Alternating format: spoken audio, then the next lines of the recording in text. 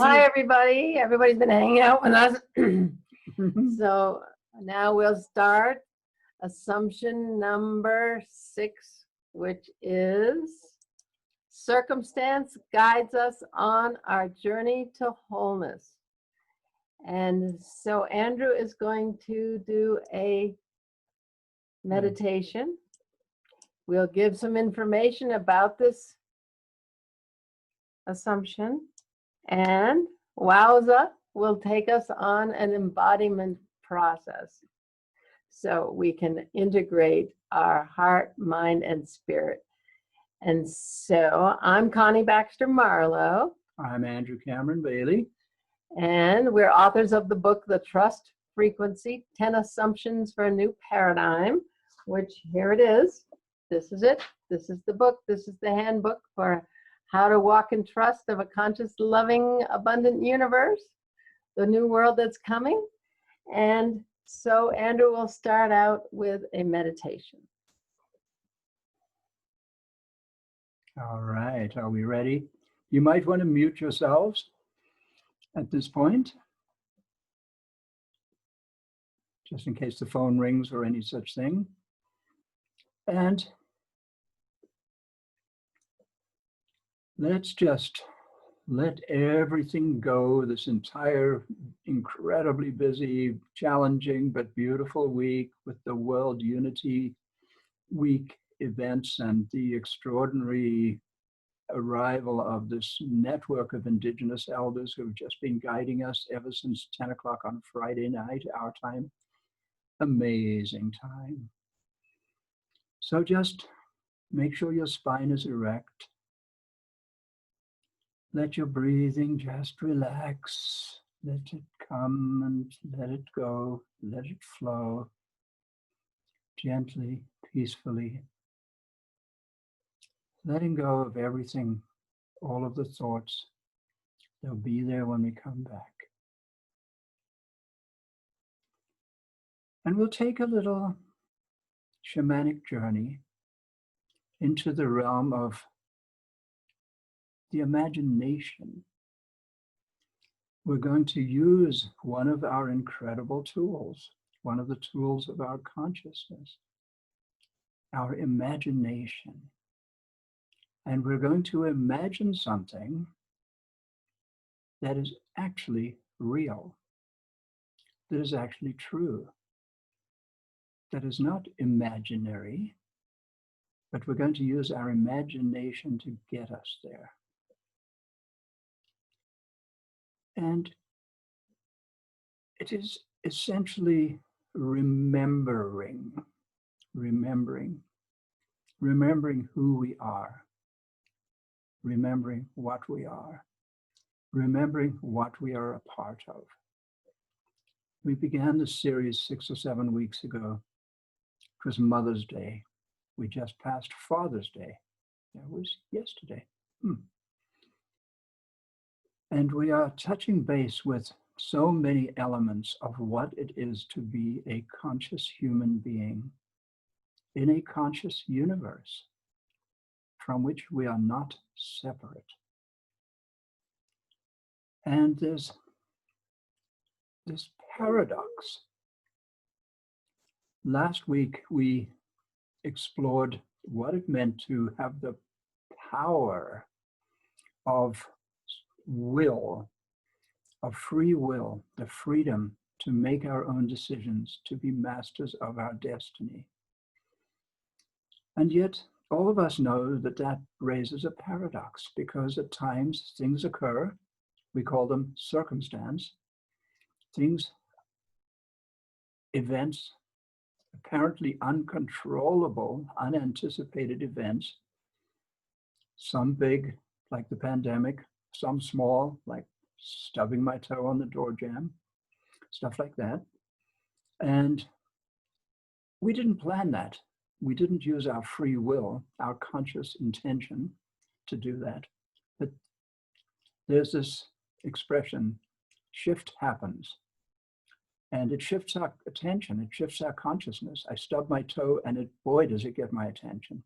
We have a pandemic, boy, does it get our attention. So circumstance describes events that very often we protest. We go, hey, wait a minute, hold on. That wasn't what I asked for. That wasn't what I planned. So we have a paradox.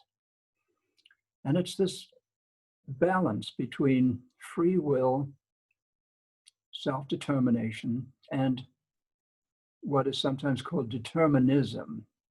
This sense that, oh, certain things are beyond our control. Certain things are simply often not on our side. I had planned to do one thing and then some disaster intervened and I find myself on an entirely different path. And yet, we are not victims of circumstance. Let us imagine something that is not imaginary. Let us imagine that circumstance is on our side. Let us imagine that circumstance loves us. Because if the universe is composed entirely of love, it is not possible that circumstance could be anything other than love. So when circumstance intervenes, and we have the attitude appropriate to someone in the trust frequency, when circumstance intervenes and I have that attitude, the attitude of boundless trust, the ability to say, oh, okay, I thought I was doing this, but now I'm doing that. And to really know that every one of these things, these events, happens for us, not to us. We are not victims of circumstance. We are, in fact, beneficiaries of circumstance, because circumstance is very closely aligned with our higher selves. In our left brain mental state, we believe we can figure it out. We believe we can make plans. We believe we can control everything, including circumstance. And we are just plain wrong. Okay, sometimes we have to just take a deep breath and surrender and let go. And this is one of those times. So let's just let go. Let go of expectation. Let go of projects. Let go of busyness. Let go of thoughts. And be in the place, the loving place, where circumstance is our best friend, where circumstance loves us. As Connie loves to say, circumstance loves us more than we do, more than we love ourselves. And let's sit for one more minute in the place where we are loved by circumstance, which is a part of the divine, which is a part of the higher reality that we are not generally consciously aware of.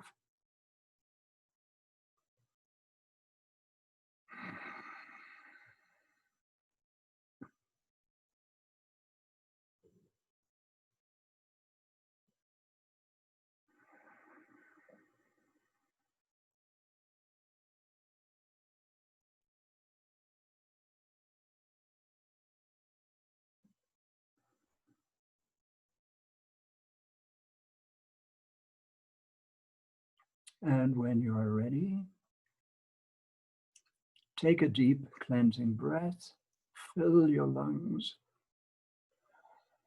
with this pure, beautiful air that is free and comes from this place of love. And let it go, let it go, let it go. Relax. Come into the gentle, peaceful place of your own body. And when you are ready, open your eyes and welcome back to the Zoom room and the trust frequency. Thank you. Thank you, Andrew. Always a pleasure to walk around in that space with Andrew's heart and mind and spirit. So now we'll just have a little discussion about this assumption. And that being that we're going to remind ourselves of our definition of humanity. We keep going back to that definition because it's almost an assumption unto itself. And what's important to understand and take in this construct is who we are as human beings according to this construct. And that is a collection of divine, autonomous, sovereign beings who chose to incarnate on earth with a gift and a purpose on the soul's journey to wholeness. Actually, to learn and grow on the soul's journey to wholeness. So as we mentioned last week in our free will assumption, this was our overarching act of free will, where we told the conscious loving universe, I'm going to Earth this time, and I have some things to work on. Some aspects of myself I have not come into alignment with, some aspects of myself I don't love yet. And I want you, conscious loving universe, I give you permission to take me on that journey to my self-love, to my alignment with my divinity, so that I can bring my essence, all of me, to the party on planet Earth. So that permission allows circumstance to come and take us on that journey. And when I say circumstance loves us more than we do, when we incarnate into a society that has rules and it has attributes that are successful, that we want to achieve and be loved and be successful and fit in and do all those things that the culture we incarnate into says is important. We forget our divine purpose, our gift that we said we'd bring to the party. Or we remember the gift and we go for it, but we only go for it with part of us because there's still part of us that we're ashamed of, that we think is stupid or clumsy or valueless or unworthy. All those things that we have hidden in our subconscious that drives our behavior and our defense mechanisms to protect those aspects of ourselves we don't want anyone to see. But we told the loving universe, hey, I want to learn to love those parts of myself. So circumstance comes to us, and circumstance takes us places we don't think we want to go. Say Dad is a doctor, and Dad loves doctors and thinks we're the smartest thing and that we can become a doctor. So we're like, okay, Dad, I'm going to become a doctor because I love you and I know I want you to approve of me and be proud of me. So I'm going to do that. But guess what? My soul came in to be a poet. But guess what? Daddy doesn't like poets. Daddy doesn't think poets can make it in this world. So the poet goes away and the doctor person comes forward. But guess what? Aunt Nellie, who was going to pay for the med school, dies. Something happens. We can't go to med school. We don't have the grades that gets us into med school. Circumstance puts us on a different track. And we decide, okay, I'm not going to be a doctor. I'm a failure. I'm going to go write some poetry. And guess what we discover? We discover the poet in us. Thanks to Aunt Nellie for checking out. Thanks to those teachers that didn't give us the grades we needed to get into med school. But we feel like failures until we recognize, oh my gosh, I'm so much happier as a poet. So here's circumstance taking us on a journey we did not know we wanted to go on. The circumstance loving us more than we do, because we incarnated into a world out of balance and we tried to fit in. But our soul had another purpose. So all those things that we see and feel that are negative,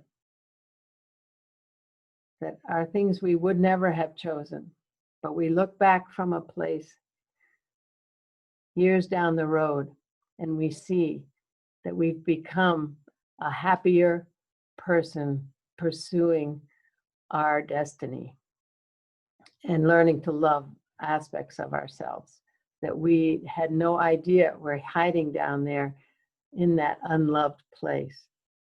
You have any thoughts on that, Andrew? You want to add? Well, it brings to mind Joseph Campbell, and I think all of you will know who that is, the author of The Hero with a Thousand Faces and a number of very significant books. And he said on an interview with Bill Moyers toward the end of his life, he said, there were 3 disastrous events in my life. Circumstances intervened in his path. And they each began with the letter D. And disaster was the overarching one, but I think one was a death, one was a disease, and one was a divorce. I'm not certain about that. Don't quote me on that, Joe. But he said, and it took him decades of his life and the extraordinary success and acceptance and adulation of this extraordinary man to realize in his own life that those 3 disastrous events that he would never in a million years have planned were precisely the things he needed to put him firmly on the path to the extraordinary person he became. And he was able to really recognize that. I think he was into his 80s at that point, and he really got that long-term perspective on life. So circumstance can intervene, and oftentimes we kick and we struggle, and we curse and we resist, and we experience pain as a result of that resistance, because if we're actually really in trust, we don't experience the pain of resistance. So yes, circumstance comes into all of our lives. And if we really know that circumstance loves us, and that's a surprising thought. I personally had never heard that until I heard that from Connie when we were pretty new to each other about 17 years ago. And I said, that's a wild perspective. And I happen to love it. And putting that into practice is very interesting, because life is full of circumstances that we wouldn't have chosen. If we know we are beneficiaries of this incredible force that's out of our control, you can't have control and trust in the same room. So if you just trust, wow. Just trust. Just trust. Yeah. And what if this person that I just described actually came to be a doctor and thought he wanted to be a poet. But he really came to be he or she came to be a doctor. And Aunt Nellie shows up and says, I'll pay for you to go to med school. And so you don't even think you want to go to med school, but off you go to med school and you're really good at it. And you become a doctor and you become the greatest surgeon or whatever that the planet's ever known. So the circumstance can go in two directions. And so it's just important to realize that we promise to bring a gift to the party of life, that all of creation is awaiting the gift we promise to bring. And circumstance is going to take us on that journey because we gave it permission when we incarnated. And it has nothing to do with what the culture or the society says is good, successful, you're okay, you're gonna be blah, blah, blah. What we need to come into is that self-love that says, hey, I'm an incredible, beautiful piece of the divine, and I'm bringing all of me to the party. And thank you, circumstance, for showing me the parts of myself I love and the parts of myself I don't love. And we actually have a course on it on socialchrysalis.com. It's called The Dance of Souls. And we have a course for working through this with this understanding of the nature of the universe, that everything happens for us, not to us. So now we're going to go with Wowza Elisa Lodge, who's very experienced in this understanding of circumstance, the circumstances of her life that has taken her on quite a journey. So let's find Wowza. And how do we spotlight her? so spotlight her? There There she goes. Oh my goodness. Hey, Wowza.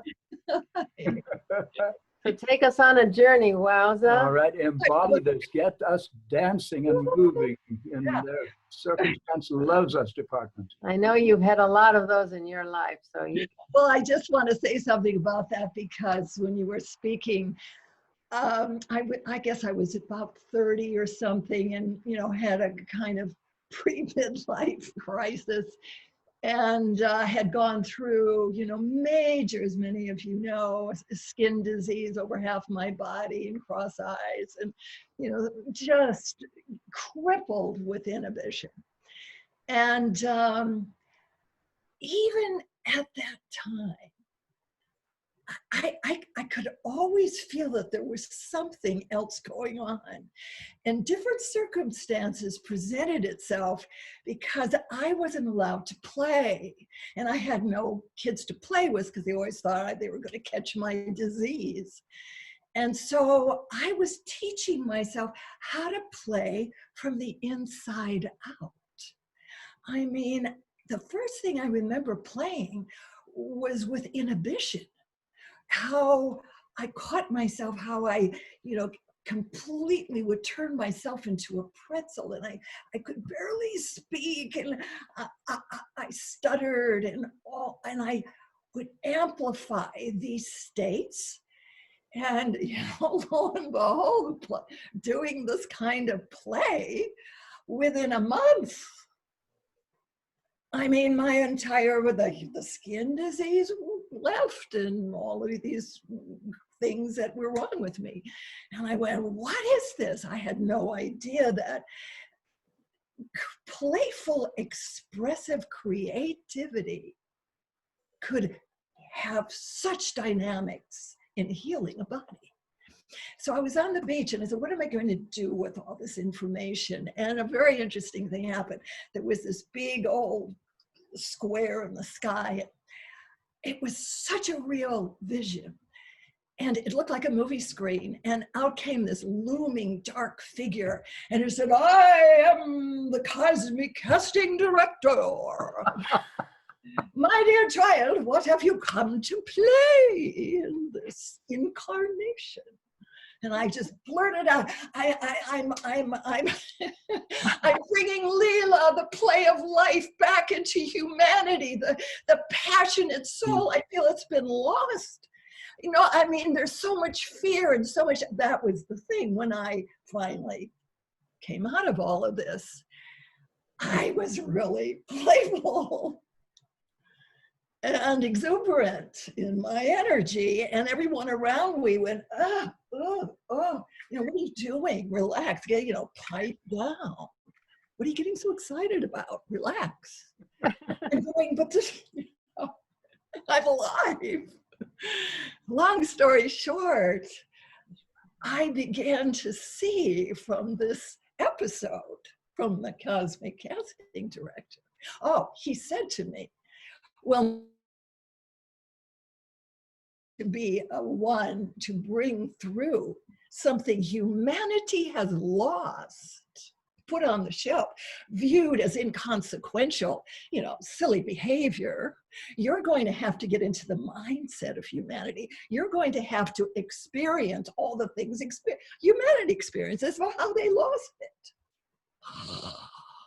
And I went, oh my God, talk about circumstance, a blessing of everything that had happened to me until that point gave me the energy, you know, to literally bring out a whole new body of work that is playful, that is expressive intelligence, which I feel is the springboard of our natural genius.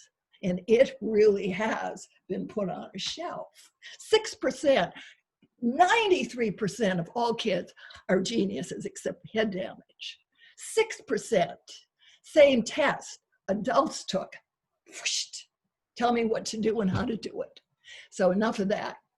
I'd like to share with you a few things of how I learned to play in my body.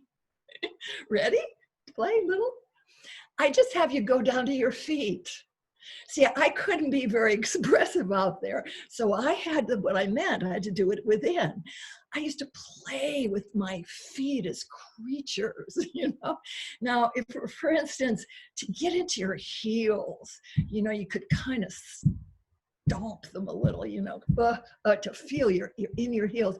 And when I started, like, for instance, just playing with my heels, rolling them around, I began to feel, oh, resistance. That's how a little kid goes, no, you can't make me. And they dig their heels into the ground, and now it becomes a style. And suddenly they're way back at the midline, and they're trying to succeed, and they've got a pattern in their foot. And then I'd roll through. Now I'd play on the balls of the feet. You could just, you know, roll around the balls of your feet. And then all of a sudden I felt this forward energy. You know, boy, let me in there, coach. I can do it. I can do it. You know, we're left head, you know, everything's going forward. You're always sticking your neck out. I'm like, wow, you know. And then coming sides. And then I felt it. Oh, how my toes as a child was so scared of living and everything. How I curled my toes in. You know, and I could feel this little child, you know, that was so, you know, I mean, traumatized. And it just opened my heart. And I could feel what I had lost along with humanity. And then I came into the arches in here. Oh, if you can just kind of roll, it's like a heel toe roll. You know, we're fluid beings. We're not solid structures. And now we need a little bit more, shall we say, versatile, flexible boundaries that don't dig us in the ground, but allows us to move in many directions. So the play of the feet and left and right and back, and then the arches, the sole of the foot. Oh, and hanging out in that sole of the foot, that beautiful curve in there that sometimes even gets flat. We get so flattened out. And that curve, and I'd like you to imagine the Mother Earth, the universal loving being that we are, this conscious loving universe under your arches. And it is going, dear child, I'm going to say, Mom is here. and is uplifting your spirit to support and to move with the grace of all the universe under your feet. And then I would contrast it. Boom, back of the heels. But when you walk away today, play. Back of the heels, what do you start to feel? And then roll to the balls of the feet. Ooh, a whole different kettle of fish.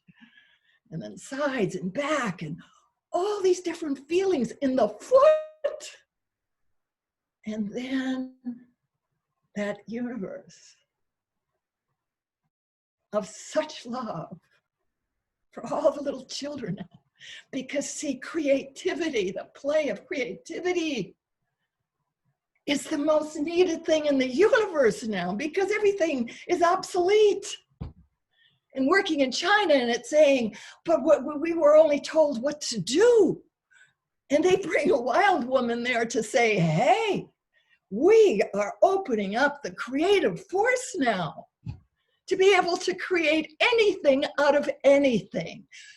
Create and move into each other's beingness so we can be with anybody. And one more just for final, to be able to speak to anybody in the world as universal beings, a siren for your voice. Vocal power can, just like the feet, just like the feet, just like the feet, we can get caught in a tone. But the you dare, and then see what comes up. Oh, it's how embarrassing or how silly. A siren. Can you make a siren with your hand? Woo. Yeah, I wish you could take yourself off mute. Just one good woo. Yeah. See, woo, you can go high in 1 second. Down. High. In 1 second. Thank you, Wowza. What a treat you Nice. are. You got Dawn dancing there. Yes. Yes. Even our laughter. And then speak out of this different tones. You're a magician as Wowza. Wow. Wow and wow. Play. Yeah. Yeah. Okay, anybody want to? Thanks, darling. Thank you. So, Caro, Ella, Anybody like Lee- we've got about Dawn, almost 15 minutes. Jerry, to play. any of you want to join in and In this playful, embodied circumstance, trusting circumstance. Yeah. Oh. sharing your process, your questions, your thoughts? I'd love to hear from one of you. I know there's a woman here from St. Croix. I'd love to hear from her, a wise Oh, woman from St. Croix.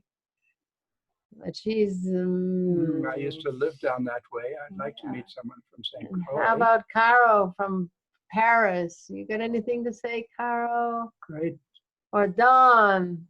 Or John's always got Dawn's something to say. always got something to bring to the And what party. about And Jerry? Jerry, Here comes Jerry. now there's Oh, Jerry, you're Jerry, new. yeah. How about you, Jerry? Well, thank you for joining us, my dear. I hope you don't think we're too wild and crazy. No, though I think, I remember when my son was young, and when he was in motion and made and loud. And when I'm like really connected and happy, I'm like still and quiet. Honor like the importance of both of the expressions. I mean, I have those moments where I also get like really passionate and energized and spark other people. I was just thinking about circumstance. Yeah. Like bring us on some really interesting journeys. Yesterday, I was tuning in to this idea of being of service. And then really what that means is being a servant of like creation and the divine. And making myself, I've noticed when I make myself available to creation, then I get sent on some really amazing adventures where I meet amazing people and everything unfolds in ways I couldn't imagine. And that I'm really tuning into that as that notion of, in this, like languages, language is interesting because we're coming up with new language to express things that we're beginning to understand. So this morning, there was some talk about playing with many palettes and choosing colors. And I was listening to that and thinking, what happens if we get into the play field of, we are all part of the palette of creation?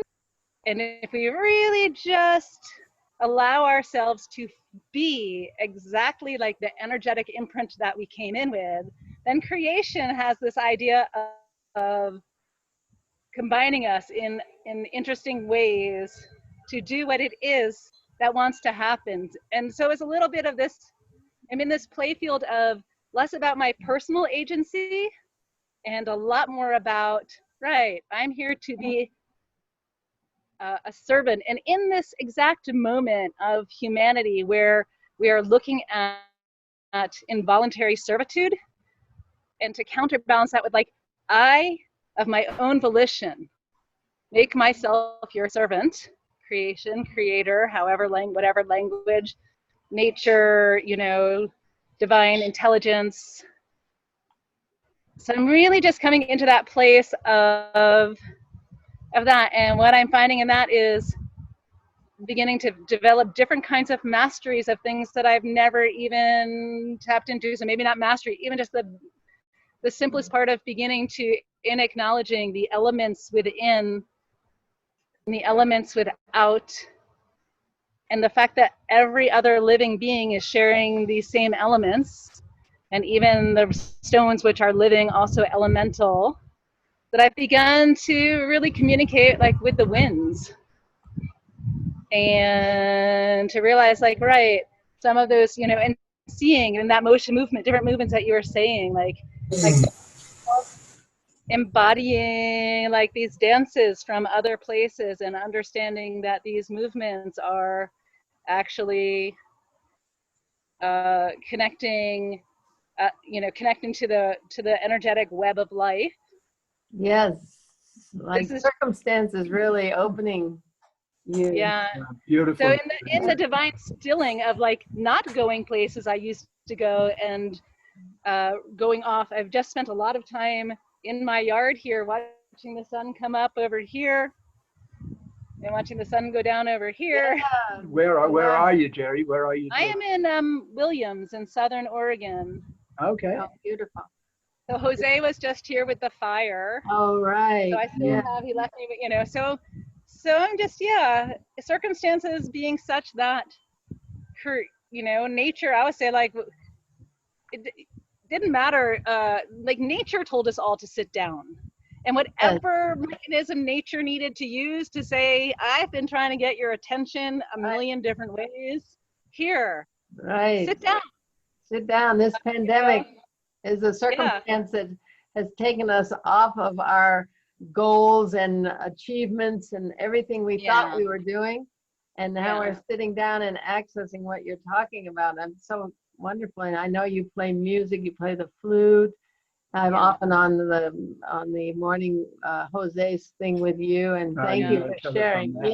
That's my share, is just in this moment, I've been just tuning into like a completely different set of circumstantial constructs than I've really ever, that I thought about, but now are becoming part of my embodied experience. And knowing that circumstance is divine. And we promised to bring this gift to the party, and it's going to take us places we had no idea about. So thank you. Dawn, do you have something you wanted to share? What, do you have something else? Quickly, I was going to say that when people are asking how was it that Jose ended up here at the fire, and I was like, right, because somewhere we made an agreement that we would meet here and have this fire Beautiful, and set one of these manifestation stations here. beautiful, beautiful. Nice, So, thank you. thank you so much, Jerry. And Hey, Don, Don, did you you have have something you something to wanted to say? share? Yeah, sure. Thank you. Yeah, it's a very interesting topic, circumstance, you know. Life is a series of circumstances. And to me, so much depends on how we respond to our circumstance. You know, the saying, if someone hands you a lemon, make lemonade. So we have the ability to turn things around, and I think we create our own destiny. I'm a believer. I do believe in free will, and I think we have what makes us so unique that's different from every other creature is we have the ability to use symbols, we use language, and we have the ability to use imagination. And symbols are key to imagination. I don't think animals, for example, use imagination very well because they don't have symbols. But we have the ability to learn not just by trial and error, by mimicking others, but we can create any story that we want. That's the marvelous thing about our Yeah. own creativity. So when we can create happiness, we can create misery. Now, That's and exactly our point with the trust frequency. We and I can think use our attitude. I think one of the things we all learned from Barbara Marx Hubbard, who most of us are familiar with, is that we can learn by choice rather than chance. Absolutely. The choice we have is when we wake up in the morning is Can everyone mute themselves, Norman? Norman, would you mind muting, please? That'd be great. Thanks. so We're almost done. Norman Vincent Peale, if you remember, his comment was when he gets up every morning, No. he tells himself, this morning I can enjoy the day, I can be happy, or I can make myself miserable today. And then his conclusion was, you know what, I'm not a fool. So when you realize that we have this marvelous power, we just take control of our power. And of course we always have circumstances. That is, our life is a series of circumstances. When we drive a car, it's like whatever hits our windshield, that's what we see. But we have the ability to steer the car. We can go in the direction we want in spite of what's on the windshield. And so, Yeah, we have, Thanks, Don. and Yeah. it's our attitude. If we understand so circumstances. I'm complete. So thank you for allowing me to share. And Yeah, Yeah, thanks, Don. Don. Be well. So, Wowza, do you have anything further to We're contribute? just approaching the We just transition need into the men's group at this point. or Caro, or Anybody still hasn't? our signed lady up? friend from Paris? St. Croix. Oh yeah, yeah. Yeah, we'd love to hear from you, but I think she's in the middle of dinner. So, any other thoughts on circumstance that loves us more than we do in the loving universe? Wowza, what's your final word? Take yourself off mute. And Wowza, you're on mute. Wowza, Wowza, Wowza. See, it's one step at a time. I mean, to not know the beginner's mind, you know, feet, take me Can't on see a your walk. face. Take me on a walk. Feet, take me on a walk. There you are. No, and that every one of these circumstances, I mean, are like beautiful stepping stones. Yeah, And exactly. That's pause long enough on them, you know, to really feel all the incredible possibilities, the creative possibilities. If that's been shut down, it's harder. So the more we start to play in these simple ways, and especially I feel in our bodies, we will stay healthier, more vital. I love that. Beautiful, I love that, thank you. Wowza, that circumstances are stepping stones. Yeah. And if we Stepping pause stones. on those stepping stones Ooh, and feel the possibility of your feet. and go deep inside and use them for the lessons we came to have, to learn and grow, to self-love, so we bring our gift to the party. And look at all the folks here who are bringing their gifts to the party. And I just honor you, Don. I know you've spent a lifetime bringing your gifts, and Wowza, and Jerry's now opening up to the elementals. Wow, Jerry.